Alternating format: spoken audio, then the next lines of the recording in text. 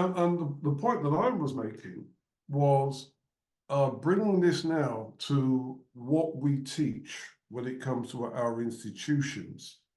There's enough material from the likes of Frantz Fanon, the likes of Naim Akbar, the likes of Wade Nobles, the likes of Linda Myers, to Africanize the teaching of how we see ourselves, the likes of Chukanyeri Kamalu, and then, as you said, the breaking down the story of Osir,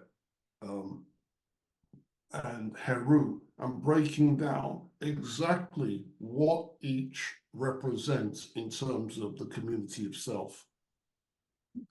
Then we have scholars that have delved into what's the psychology of the oppressor? What are they thinking? And this is where people like Dr. Francis Creswellsing comes in, Dr. Bobby Wright. And then you've got scholars like Dr. Edwin Nichols, who have looked at what happens when you've got people who are of African heritage come across people who are the oppressors and interact with each other. And then what are the behavioral complications that you could expect when these two groups of people interact? So what this means then is that as we build an alternative psychology, there's enough material to form a pretty solid basis. And the ideas now will be, how do we test the ideas of these great scholars? How do we critique the ideas of these great scholars? And then how do we develop it into curricula that can be used as the basis for what could go into schools, colleges and universities all over the African world? Not to mention what anybody else has to say, because there could be a whole bunch of other scholars that we don't know about yet, who can then add to this burgeoning canon as we create our own heritage that we can use as the basis of our psychology teaching. You know, again, what you say is so relevant, that it is an educational, process based on an understanding of the psychology of mind, which releases, shall we say, the spirit, which is the creativity of the individual. And it's not a religion, and it's not a religious effort, because as you know, Kemet had no word for religion, and many African societies have no word for religion. This is not going to come about through the church, whatever church it is. Because the understanding has nothing to do with churchiness and a particular dogma. It has to do with reality, an understanding of the reality of who you are fully as a human being. It has nothing to do with spooky wooky business there of some God up there or out there, or some Messiah who came at one time, or made promises to one tribe of people or whatever. All of that is really nonsense. It's the reality of the world that has always been there from creation, from before the Big Bang, if you will. We can get into that at some other time, because Western science have no answer for anything that occurred, existed before the Big Bang. All of a sudden, there was a Big Bang. And well, what caused it? We don't know. But they've been able to find pieces of how matter started. So how did evolution come about? Oh, well, it must have been chance mutations. You end up with a human being? Somebody would say, it's like if you take 10 dictionaries and you throw them up in the air and you expect to come up with a Shakespearean sonnet or Julius Caesar or one of his efforts, it doesn't make any sense. All of that is really fantasy, shall we say. And the religion itself is based on fantasy. Again, we get back to the dogma of the virgin birth, which we know never existed, and we know that it's a copy of something that occurred in Kemet, an understanding in Kemet, and it's written on the walls there in a temple in Luxor. I think it was Amenhotep the Third. That's the most explicit one. But there are other images as well in terms of virgin birth, which again was symbolic in terms of how your soul enters, shall we say, the physical body. In terms of your mother's womb and you come into existence. But the point is, which is what you're making, it's an educational process. Because education is the basis of how you teach your culture. Religion, has taken on a role in certain societies, and certainly in most of our Western societies, religion has taken on a role.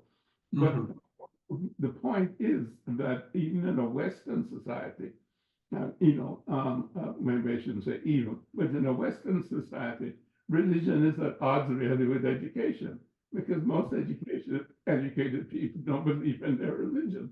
Because there's so much nonsense, you see.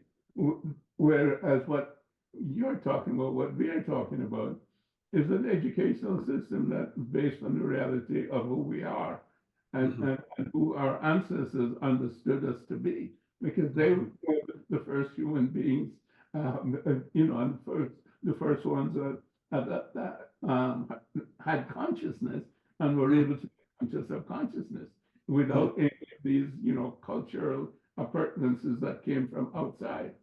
And with that, shall we say, open mind, they were able to understand themselves and they were able to understand their environment. And, as my dad said, God and nature, first made us what we are.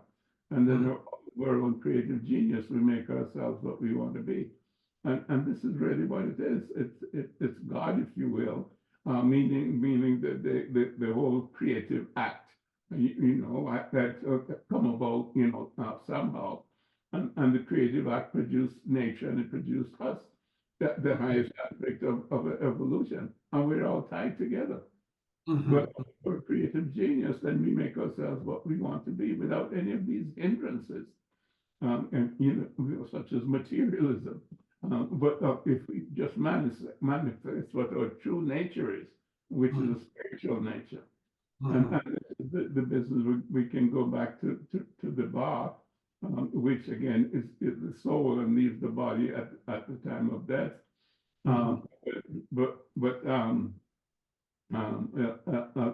The bar can be recycled. But if you have truly understood yourself in terms of your spiritual understanding, and become one with Ra, which is light, energy, and one of the principles of creation, then you become an Ak, AKH, and you are one of the many stars that you see twinkling in the heavens at night, so to speak. So that's a soul who has been totally liberated and with understanding, and then becomes part of the milieu, doesn't return. And goes through, if you believe in reincarnation, which our ancestors did, and I think, it's present in the Vedic literature as well, of reincarnation and coming back until you really get it right. But you need to be in a society that understands just what we're talking about, and then can create an educational system that allows you to do that. Most of us were brought up in an educational system, whether it's the Caribbean or in England there or in the United States, where I'm at present. That is really egocentric, because everything is based on the mind-body concept of an individual who is separate from everything else. You're separate from your parents. You're separate from the community. You're separate from God. God is out there, and this is the basis of your education. So you grow up with this, egocentric approach, trying to make your way in society. And the only way you can make your way in society with everybody else having the same, understanding is by competition. You have to try to beat up the next guy to get the goodies. It's intrinsic within a society like that. That's based on materialism and individualism. That there's going to be a competition and conflict.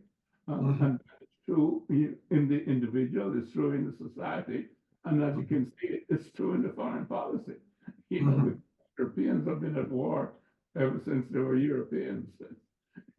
From the Greeks all the way up to the present time, it's war after war after war. So the understanding, which is materialism, which is scientific materialism, which is a religion that exports its spirituality to heaven and an afterlife, is destroying the planet. And we do need a paradigm shift towards what we're talking about, and we need to incorporate it into an educational system that can bring about the transformation of our people and their health and healing, which is what you mentioned. Yeah, well said, sir, because here's the thing, the people listening to this, as far as what our scholars have produced, they really have produced a revolution in content.